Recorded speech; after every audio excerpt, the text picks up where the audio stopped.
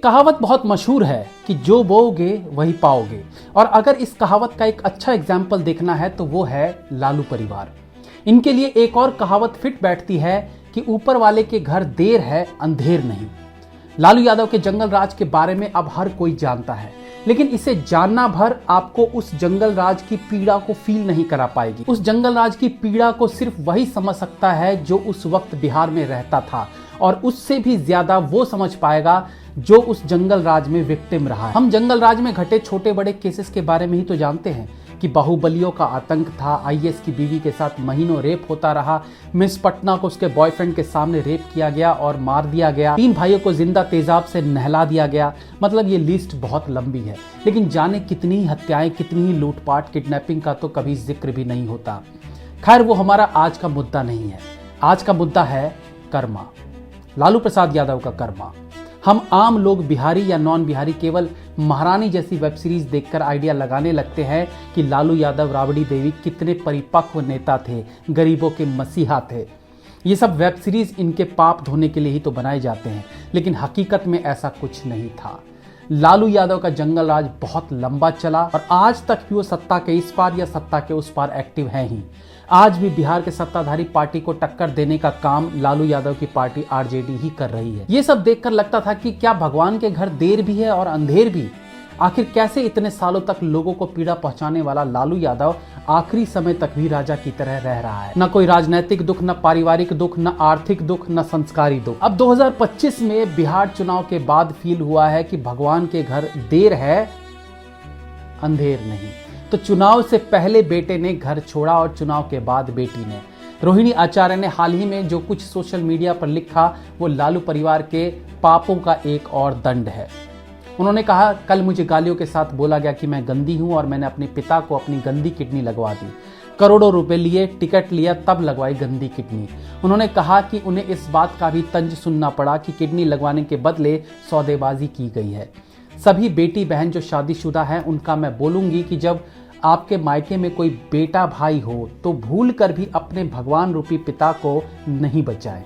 अपने भाई उस घर के बेटे को ही बोले कि वो अपनी या किसी हरियाणवी दोस्त की किडनी लगवा दे।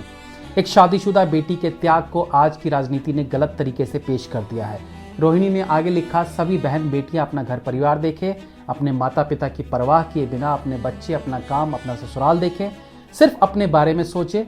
मुझसे तो ये बड़ा गुनाह हो गया है कि मैंने अपने तीनों बच्चों, घर परिवार को नहीं देखा, किसी से अनुमति नहीं ली, पिता को बचाने का निर्णय लिया।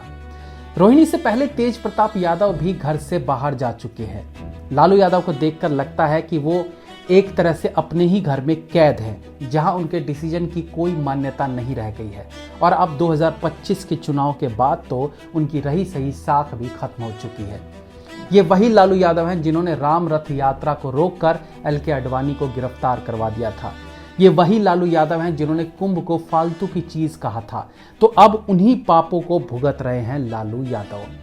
इसे कहते हैं कर्मा। ऐसे कैसे पूरा जीवन मौज मस्ती में कटते हुए निकल जाता। यही हाल मुलायम सिंह यादव का रहा था। लालू ने राम रथ यात्रा रोकी थी और मुलायम सिंह ने राम भक्तों पर गोली चलवाई थी। नतीजा सबके सामने आ गया। मुलायम अपने बेटे के हाथों ही मंच पर अपनी फजीहत करा बैठे। ये हुई एक बात। अब जब बात नीतीश कुमार की आती है तो आपके सामने एक ऐसे व्यक्ति की छवि आती है जिसको सही राजनीति करनी आती है, जिसने सीएम बनने के बाद जंगल राज को खत्म कर सुशासन बाबू का तमगा ले लिया, जिसने बिहार की जनता को खुल के जीने की आजादी दी जो वो जंगल राज में नहीं ले पा रहे थे। 20 साल सीएम और भ्रष्टाचार का सच्चा तो छोड़िए, एक झूठा आरोप तक नहीं लगा। लालू यादव जहां अपने पूरे खानदान को पॉलिटिक्स में उतार के नेता बना दिए, मंत्री बना दिए, वहां नीतीश कुमार अपनी इकलौती संतान को वार्ड मेंबर तक नहीं बनने दिए। इसे कहते हैं नेता। लालू और नीतीश कुमार ने राजनीतिक सफर एक साथ शुरू किया था। बड़बोले लालू यादव आलतू फालतू की मजाक मस्ती और क्रिमिनल्स के दम पर अपनी राजनीति करते रहे और नीतीश सही समय का इंतजार।